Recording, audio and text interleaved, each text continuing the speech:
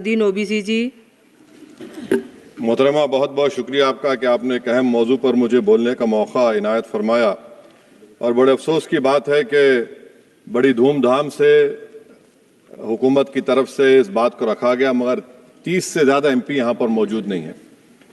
Madam, पहले तो मैं वज़ीर आज़म की इस बात की मजम्मत करता हूँ और उनको बताना चाहूँगा कि जिना के बारे में उन्होंने जो कहा था, हम तो जिना के सख्त मुखालिफ है, इसलिए भारत को अपना वतन माने, मगर 42 में आपके प्यारे वीर और जिना की पार्टी ने नॉर्थ वेस्ट फ्रंटियर, सिंध और बंगाल में मिलकर हुकूमत चलाई और उस हुकूमत ने 1.5 लाख हिंदू और मुसलमानों को अंग्रेजों की फौज में शामिल कराया ताकि वो लड़े। तो किसी शायर ने अच्छा कहा था वजीर आजम के बारे में कि फरेब देकर जमाने को पारसा ना बनिए, इन्हें कहो कि वो बंदा बने खुदा ना बने, अमीर शहर यही चाहता या हजरत कि हमारी चीख गले में रहे सदा ना बने।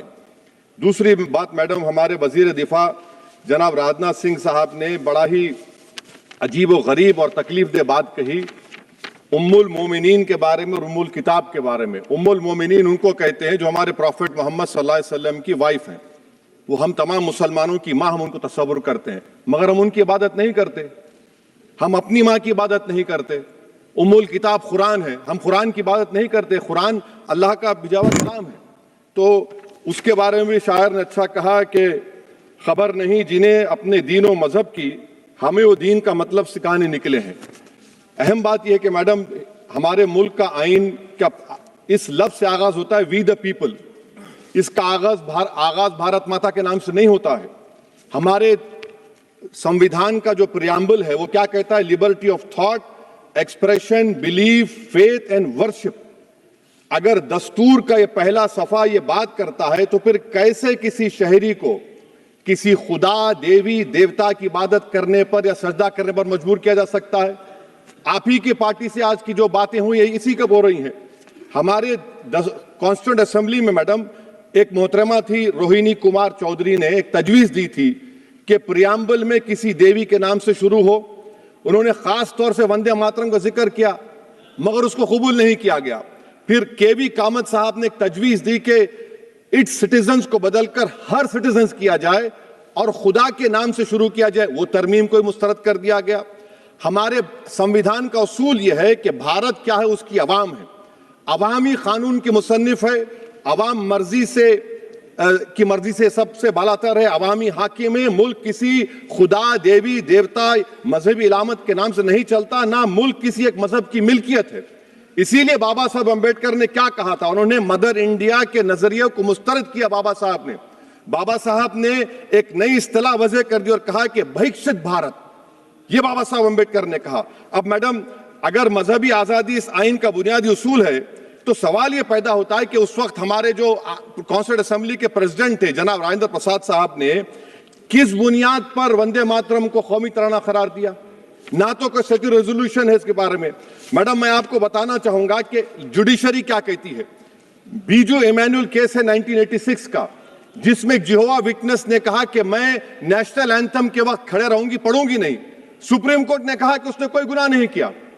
वहीं एक 2017 का केस है अश्विनी उपाध्याय का केस सुप्रीम कोर्ट का, उन्हें कहा गाइडलाइंस दिए जाएं वंदे मातरम पर, सुप्रीम कोर्ट ने नहीं कह दिया। फिर आप आ जाइए madam, prevention of insult act national 1971, इसमें नेशनल सॉन्ग नहीं है, सिर्फ नेशनल एम्बलम और आपका नेशनल एंथम है। फिर आप आ जाइए 40th अमेंडमेंट आर्टिकल 51 है, 76 में पास हुआ, उसमें भी इसका कोई जिक्र नहीं है। मैडम, मैं आपके सामने बताना चाहूंगा कि हमारा भारत एक इसका मजमुआ क्या है। इसमें हिंदू है, मुसलमान है, सिख है, ईसाई है, जैन है, एथिस्ट है, मेहनतकश है, किसान, गरीब, मजलूम और दलित है। मगर अगर जो तकारीर आज हमने यहां पर सुनी और बाहर जो सुनते हैं, अगर भारत को देवी कहने और उसके आगे सजदा करने, तो दरअसल कौम परस्ती को, वतन से मोहब्बत को मजहब में तब्दील कर रहे, और फिर यहां पर बोल रहे कि अगर भारत में रहना है तो वंदे मातरम गाना पड़ेगा। भाई, ये तो संविधान के खिलाफ है, सुप्रीम कोर्ट के जजमेंट के खिलाफ है। अगर वंदे मातरम मैडम कौमियत का मियार है तो फिर सवाल यह है कि हजरत मोहानी की कौमियत क्या थी जिसने इनकलाब जिंदाबाद का नारा दिया? अगर यूसुफ मेहर अली ने quit India, Simon go back का नारा दिया तो उसकी कौमियत क्या थी? अगर हैदराबाद से मौलवी अलाउद्दीन जो मक्का मस्जिद का पहला मुजरिम है काला पानी में, और तुबेबाज खान जो मारकर लाश को लटका दिया गया था हैदराबाद में 8 दिन तक, उसकी कौमियत क्या थी? अगर इनायतुल्लाह काफी जो जिहाद का फतवा अंग्रेजों के खिलाफ दिया मुरादाबाद में, जब उनको 2 दिन में फांसी की सजा दी गई, और जब फांसी की सजा के ओर जा रहे हैं तो इनायतुल्लाह मौलाना काफी की जबान पर क्या था? वो रसूलुल्लाह हमारे प्रॉफिट की नात पढ़ रहे थे। क्या पढ़ रहे थे? कोई गुल बाकी रहेगा ना चमन रह जाएगा, पर रसूलुल्लाह का दीन हसन रह जाएगा। तो उनकी कौमियत क्या थी? माल्टा की जेल में महमूदुल हसन, हुसैन अहमद मदनी 6 महीने माल्टा की जेल की ग्राउंड में पड़े रहे, उनकी कौमियत क्या थी? अल्लामा फजल खैराबादी का वो सेल काला पानी का पुकार पुकार कर इनसे पूछ रहा है, जो वहीं पर मर गए, खबर वहां पर है, बताओ मेरी कौमियत क्या थी? मैडम, मैं एक मुसलमान हूं, मैं इस्लाम को मानने वाला बावकार इंसान हूं, और मेरे मजहब की बुनियादी तालीम तौहीद है, ला इलाहा इल्लल्लाह, नहीं है कोई खुदा सिवा अल्लाह के। और कुरान में अल्लाह क्या बोल रहा? इय्याका नाबुदु इय्याका नस्तईन, तुम मेरी इबादत करो, मुझे मानो। मुझे कहां से मिल रहा? आर्टिकल 25 से मिल रहा है। मुझे कहां से मिल रहा है? Liberty of thought, expression, belief, faith and worship से मिल रहा है। तो इसको जोड़ना ये बहुत ही खतरनाक होगा। और हमारे प्रॉफेट मोहम्मद सल्लल्लाहु अलैहि वसल्लम जब मदीने को गए तो उन्होंने उस वतन के लिए दुआ की, कहा कि अल्लाह मदीने की मोहब्बत हमारे दिलों में और इजाफा कर दे, मक्के से ज्यादा कर दे। तो ये इस्लाम, मुसलमान होना, हमारे ईमान में मुल्क की मोहब्बत बीच में नहीं आती, और मुल्क से मोहब्बत है और रहेगी हमेशा, क्योंकि ये अजीम कुर्बानियां यहां पर शामिल है जिन्होंने जंग आजादी में हिस्सा नहीं लिया। आज अगर वो वतन की मोहब्बत का दर्ज देंगे तो बड़ा गलत होगा। मैडम, मैं आपके सामने एक चीज पढ़ूंगा। 1937 रविंद्रनाथ टैगोर ने लेटर लिखा सुभाष चंद्र बोस को, मैं सिर्फ किसी ने नहीं पढ़ा ये। क्या कहा टैगोर साहब ने? But parliament is a place of union for all religious groups and there the song cannot be appropriate. When Bengali Muslims show sign of stubborn fanatism, we regard it intolerable. When we too copy them and make unreasonable demands, it will be self-defeating. ये मैं इसको ले करूंगा madam, आप देख लीजिए। फिर दूसरी तरफ मैडम आप आ जाइए, मैं यहाँ पर बैठकर, हाँ, जितने तकारीर यहाँ पर हुए सब जनगण मन पर तनकीद किए। तो मैडम मुझे ये कहना पड़ेगा कि जनगण मन पर आप लोग इतनी तकलीफ क्यों उठा रहे हैं? आखिर इतनी तकलीफ क्यों है? तो मैं जब जाकर देखा तो मुझे 28 दिसंबर का ऑर्गेनाइजर मैगजीन का आर्टिकल मिला, जिसमें ऑर्गेनाइजर लिखता है कि what is the moral sanction behind government choice of Jana Gana Mana, except that it can be made an item of entertainment at the sumptuous parties thrown by government officials. आप बताइए, इसका बोलेंगे आप? और फिर उसके काइंड कैसा करते हैं? It will mean we can not love our motherhood. Madam please, it will mean that Vande Mataram is buried alive with the word Jangan Mana on the tombstone, for the tomb will also be of Jangan Mana of the will of the people. इस पर आप क्या बोलेंगे? Madam, मैं आपको ये बताना चाह रहा हूं कि वतन की मोहब्बत हमारे लिए बहुत अहम है, मगर ये बताइए हमको कि अभी मैडम यहाँ पर आनंद मठ के बारे में बहुत कुछ कहा गया। मैं सिर्फ 2 मिसालें आपको देता हूं। आनंद मठ के पेज नंबर 70 और 80 को पढ़ लीजिए। इसके बाद सनातन जहां मुसलमानों के घर पाते थे, इन्हें आग लगा देते थे।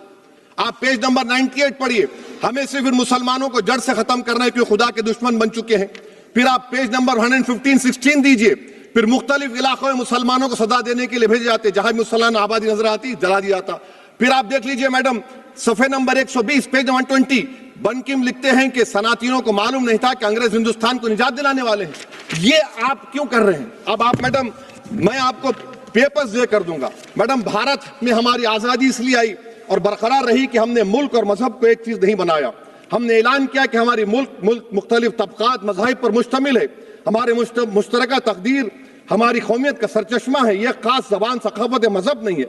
अगर वंदे मातरम का मतन कौम और मजहब को एक बना देता है, अगर हम इसे टेस्ट बनाते हैं वफादारी का, तो फिर मान लीजिए कि यह गांधी, अंबेडकर, टैगोर, बोस और लाखों आजादी के सिपाहियों की सोच को छोड़कर गोडसे की सोच की हिंदू कौमी परस्ताना, मैडम खत्म कर रहा हूं, हिंदू कौम परस्ताना को अख्तियार करेंगे। मुझे वतन से बेइंतहा मोहब्बत है मैडम, और इंशाल्लाह हमेशा रहेगी। मगर बावजूद इसके कि मेरी मस्जिद, मेरी इबादतगाह, मेरे कपड़े, मेरे कारोबार पर हमले होते, मगर मैं फिर भी कहता हूं कि वतन मेरा हर वतन को हम छोड़कर नहीं जाएंगे।